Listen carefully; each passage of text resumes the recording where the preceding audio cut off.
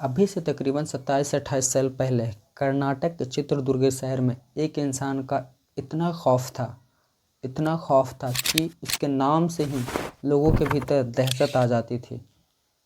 जी हाँ दोस्तों, मैं आज बात कर रहा हूँ 90s के दशक का सीरियल किलर उमेश रेड्डी के बारे में, जिसने ना जाने से 11 बार लगातार ना जाने कई बार पुलिस को चकमा दे के भाग जाता है।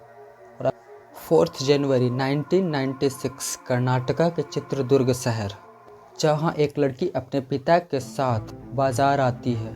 दोनों जब घर को लौट रहे होते हैं तभी लड़की के पिता को एक काम याद आता है और वो अपने बेटी से कहती है कि तुम घर चलो, हम आते हैं, मुझे थोड़ा काम याद आ गया है, तुम घर को चलो, हम आते हैं। अब वो लड़की अकेले मार्केट से घर के तरफ आ रही होती है तो उसे लगता है कि कोई इंसान टोपी लगाए उसका पीछा कर रहा है। कुछ देर चलते रहती है, उसके मन में ये डर लगा ही रहता है कि कोई उसका पीछा कर रहा है। जैसे ही कुछ कदम चल आगे की ओर बढ़ती है तो वही पीछे जो उसके पीछे आ रहा होता है वो इंसान उससे 2-4 कदम आगे बढ़ जाता है। तब उस लड़की के अंदर जान में जान आती है। उसे लगता है कि शायद ये मेरा भ्रम था, ये मेरा पीछा नहीं कर रहा था, ये इंसान अपने काम से जा रहा है। बट जैसे ही कुछ देर चलने के बाद लड़की आगे बढ़ती जाती है। हालांकि उसके मन में अभी भी डर रहा ही होता है। अचानक से वो टोपी वाला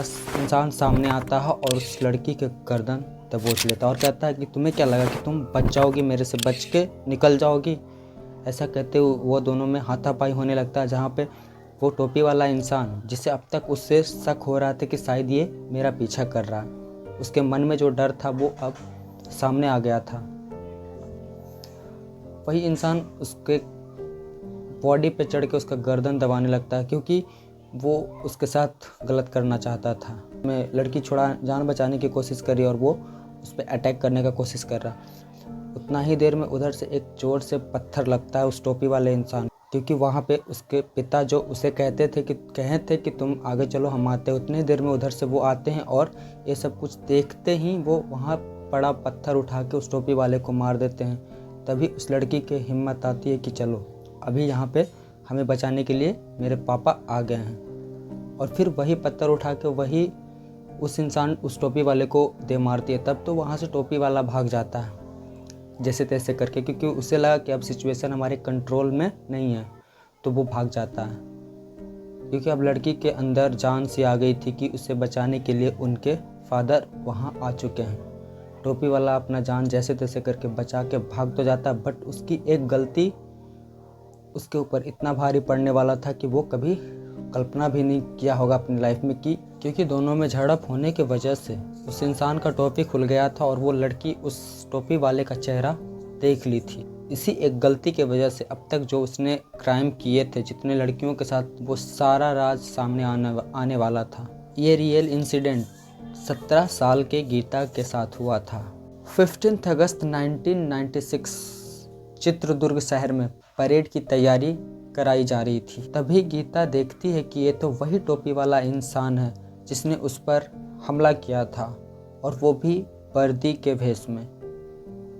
ये देख के वो हैरान हो जाती है कि एक वर्दी में छिपा हुआ भेड़िया जिसने उस पर एक वक्त हमला किया था, वो भी छोटी मोटी हमला नहीं, सीधा जान से मारने का हमला, और उसके साथ गलत करने का प्रयास किया था। वो ये चीज़ देख के हैरान रह गई। हालांकि वो अब वहाँ पे किसी को कह तो नहीं पा रही थी, बट बार बार उसी को देखी जा रही थी। उसे यकीन नहीं हो पा रहा था कि उसके साथ जो ज़बरदस्ती करने का कोशिश किया था वो एक वर्दी के रूप में पुलिस वाला है, वर्दी में छिपा एक भेड़िया है। 17 साल की गीता उस टोपी वाले को वर्दी में देख के हैरान रह गई। तकरीबन 15 अगस्त के 2 दिन बाद ही उसी शहर चित्रदुर्ग शहर में एक लड़की का रेप करके उसे मार दिया जाता है, और इसके वजह से उस शहर में एक अलग ही दहशत फैली हुई थी। बिकॉज ये एक अनसॉल्व टाइप वाली केस थी जो लोगों को लग ही नहीं रहा था कि ये किसने किया होगा, क्यों किया होगा, क्योंकि इसका कोई इन्फॉर्मेशन, कोई प्रूफ मिल ही नहीं पा रहा था। फिर उसी शहर में एक लड़की को रेप करके उसे मार दिया जाता। इस लड़की के मर्डर पे कहीं ना कहीं उमेश रेड्डी का नाम आता है, जहाँ पे कोई सबूत ना मिलने पे उमेश रेड्डी को छोड़ दिया जाता है। हालांकि ये फिर से निकल के बच जाता है इस घटना को अंजाम देने के बाद भी, क्योंकि ये अपने खिलाफ कोई प्रूफ नहीं छोड़ता था। बट उसी शहर में एक लड़की, वही गीता जिसके साथ उमेश ने उसके साथ ज़बरदस्ती करने का कोशिश किया था, कहीं ना कहीं उसके मन में ये चीज़ खटक रहा था कि शायद मैं कंप्लेन करूं इसके खिलाफ, क्योंकि ये वर्दी में छुपा हुआ एक दरिंदा है जो लोगों के साथ, लड़कियों के साथ गलत कर रहा है। जैसे तैसे हिम्मत जुटा के वो फिर से थाने में जाती है और कंप्लेन करती है और कहती है कि जो उमेश रेड्डी है वही ये सारे हत्या कर रहा है, सारे रेप कर रहा है, जितने भी लड़कियों के साथ गलत हो रहा है सबका एक ही जिम्मेदार है वो उमेश रेड्डी, जो कि पुलिस की वर्दी में है। लाइक वो अभी जॉब कर रहा है, वो एक वर्दी वाला है। जैसे तैसे करके गीता ये कंप्लेन दर्ज करवा दी थी, तभी से पुलिस उसके पीछे पड़ जाती है। हालांकि वो अब तो उस जॉब को छोड़ भी चुका होता है, बिकॉज उसे लगता है कि अब इसकी ये करतूत लोगों तक पहुंचने वाली है। हालांकि वो वहां से भाग जाता है, लाइक चित्रदुर्ग से कहीं और भाग जाता है। फिर भी उसके नाम का खौफ अभी भी चित्रदुर्ग शहर में बना ही रहता है। कहा जाता है कि उसके जैसा दिखने वाला कोई भी इंसान अगर दिख जाए कहीं, तो पुलिस को तुरंत कॉल कर दिया जाता है कि शायद वो यही इंसान है जो उमेश रेड्डी है। तकरीबन 10 से ज़्यादा ऐसे रेप और मर्डर किए होंगे उमेश रेड्डी ने, लेकिन ये 17 साल की जो गीता होती है एक गलती की वजह से पकड़ा जाता है। हालांकि इसने बहुत सारे ऐसे घिनौने काम करे हैं जिसकी वजह से अब तक इसके खिलाफ कोई सबूत तो नहीं मिल पा रहा था। बट जैसे ही ये पकड़ा जाता है इस गीता वाले मामला में, सब कुछ ये अपने आप ही बक देता है कि हम ऐसे ऐसे काम करते थे। और इसका ये भी मेन टारगेट था कि घर की महिलाओं को सुबह 11 बजे से शाम के 3 बजे तक किसी के घर जाता था, कोई बिजली वाला बन के या फिर कोई लाइक हेल्प मांगने टाइप, बल्कि हमें कोई हेल्प चाहिए या फिर पानी पीने के बहाने, और उसके साथ ज़बरदस्ती करता था और उसको मतलब उसके साथ ज़बरदस्ती करके उसके जेवर पैसे जो भी होते थे चोरी कर लिया करता था, ताकि किसी को ये ना लगे कि इसके साथ रेप हुआ है, सबको ये लगे कि चोरी हुआ है इसके घर में।